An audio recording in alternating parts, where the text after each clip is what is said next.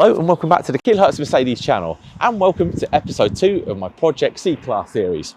Now, if you've not seen the first episode, click on the link above my head where I go through the detail of the car and my future plans for it. So in this second episode, what I initially planned to do was take the car down to my MOT centre, get the car up on the lift so I can see all the different faults with the car. However, as this is over the Christmas period, the actual centre's shut at the moment. So for a second episode, what I intend to do is do a full detailed clean of the car, both the interior and the exterior. So I'm going to give the car a snow foam, give it a decent wash and give it a machine polish as well.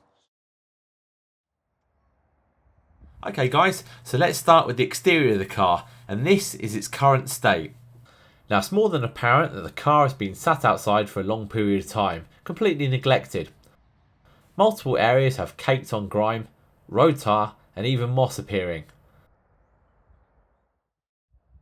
Each of the panel gaps, now especially in the rear bumper, all need clearing out. The door jambs are full of a kind of crud. Just look at the state of this and all the green moss starting to establish itself. This is echoed throughout all of the door jambs across the car. Down bottom, the exhaust rear tips have clearly seen better days. Now I'll tackle these on a different day. I'm not sure exactly how long this is going to be fit to the car, so I might even actually replace it with an AMG back box. That said, I'll probably clean these up with some Autosol or some Brasso, maybe for another video. So that's the car in its current state. Now it's time to start detailing and getting the car shipshape. Right, so armed with my new Meguiar's spray foam lance gun, I'm going to give it a good covering with some snow foam. Prior to this, I did actually spray it down with just some water off camera.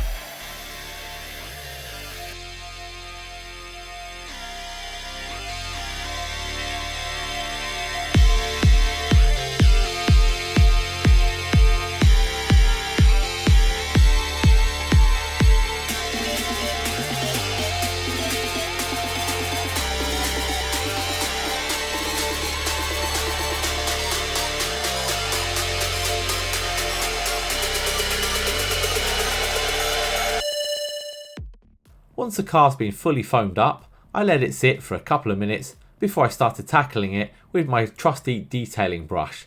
Now these brushes are essential for getting into all those tricky areas which you can't get into just with a cloth or a wash mitt.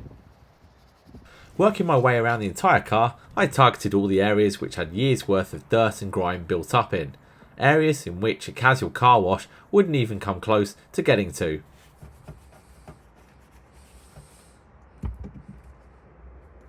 It's amazing all the difference you can make with little effort. Like with these badges for example, the brush agitates all the caked on grime and clears it easily. Next up, it was a full all over clean with the wash mitt. Now I took my time on each panel, washing away always in straight lines. Now you never do this in circles. Now this is to avoid getting swirl marks becoming visible within the paint once you look at them in direct sunlight, so make sure you always do it in straight lines. Afterwards I rinsed off all the remaining snow foam and then dried the car fully with a couple of drying towels. Now I didn't bother filming this because you don't really need to see that. With the car completely dry, it was now time to try and restore some of that shine back into the paint. Now Mercedes paint's really good quality and it's hard, so it shouldn't take too much effort. Out came my D8 machine polisher, and after applying a full coat of wax and then polishing it out, it started to look fantastic. Now the important part is to never stay in the same location for a long time to avoid burning through the paint. Now I hear some of you asking, what about a clay bar? Yeah, I could have gone down that road of claying it, but I had already spent the best part of 2 hours on it, and the car was supposed to be a workhorse or a beater, and it's not my SL.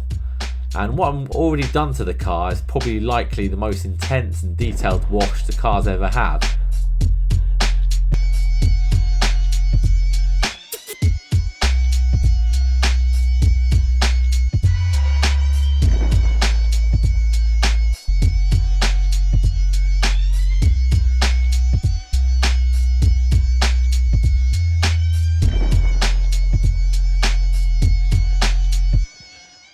And then lastly, to complete the look of the car, I gave the tyres a good coating of some tyre dressing. It's amazing the difference this makes overall with the look of the car.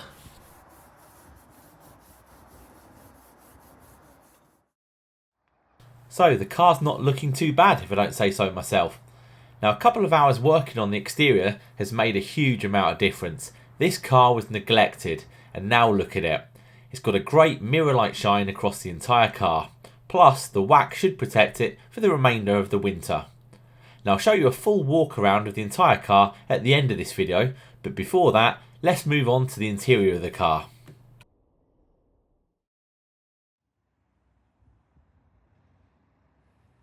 Now if you thought the exterior was in a bad shape, prepare yourself. The interior must be 10 times worse. Honestly, I doubt it's ever been clean in here for a good number of years. First off, there's a really weird sort of old musty smell in here.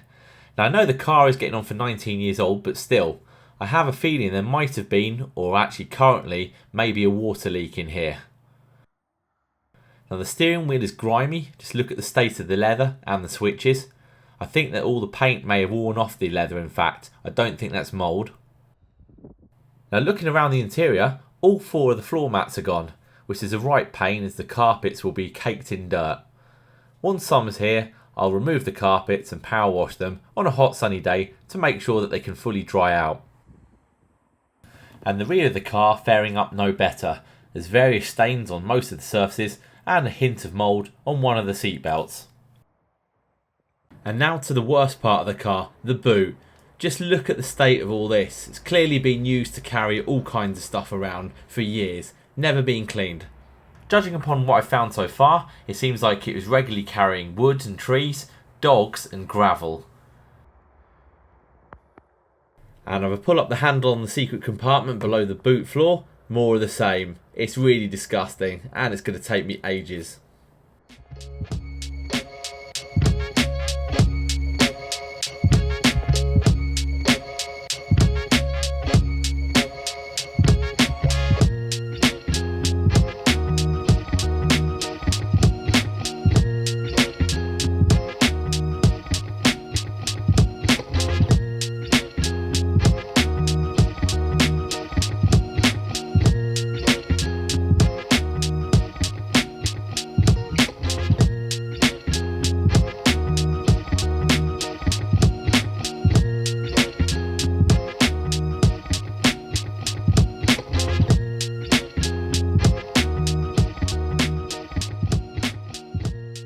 Below the hidden boot floor compartment was the spare wheel well.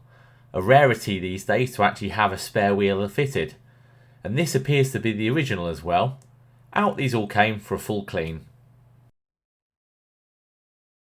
Not bad, eh? Now the boot took the longest out of the entire car to clean. That's mainly due to all the wooden splinters being firmly lodged into the carpets and trim. But all the hard work has paid off and it's looking great once again. Vacuum cleaning the rest of the car was fairly straightforward, to be honest. As with anything in life, if you want it doing properly, take your time. Now the car was finally starting to take shape and looking clean. That was until I lifted up the rear bench and revealed what was hiding below. Now I knew this was coming because all that dirt falls down and it goes everywhere, including under the seats and through the seat gaps. Not to mention the backs of the seats and also the area which is only visible once you fold the rear seats flat. A short while later, job done and it's looking very clean. Definitely worth doing. Now I'm starting to make excellent progress on the interior, as you can see. Now it's nearly finished overall. However, as I'm quite a meticulous person and when I'm cleaning a car up to this standard, I always make sure that I remove both front seats. Now it doesn't matter how clean you get the car, unless you remove both the seats, it won't be in as new condition, clean. The mounting brackets as well as the underfloor air vents always get missed on a detail, and on this car they're as grimy as the rest of the interior was before I started. It's definitely worth doing. It perfectly demonstrates what I was talking about. The interior overall looked completely clean. However, once this seat has been removed, just look at all the crap left behind on the carpet, as well as the sticky staining from sweets or soft drinks left on the centre console. Another benefit of removing the seats, you can thoroughly clean both of them with full access to all sides, far easier once it's out of the car. Over the years they accumulate lots of dust and dirt, particularly in the seams of the leather. A little while later, I had them both fully cleaned. Now the white bubbles you can see here are just left over from the detergent. Even though this is Mercedes fake leather, or MB-Tex as is more commonly known, I still used leather cleaner and conditioner to completely revitalise the seats once again. And while these seats were drying, it gave me enough time to go in and clean up under the carpets, getting it looking once again as new.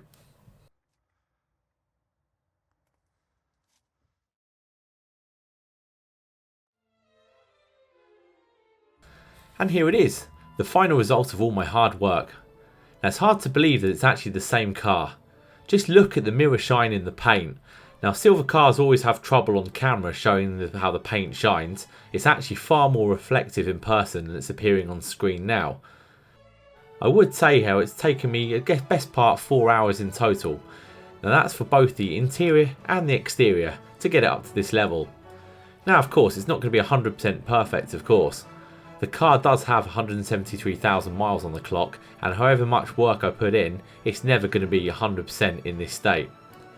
As shown in the first episode, there are a small number of things that I still need to address, including a minor scuff at the front, as well as rust on both rear arches.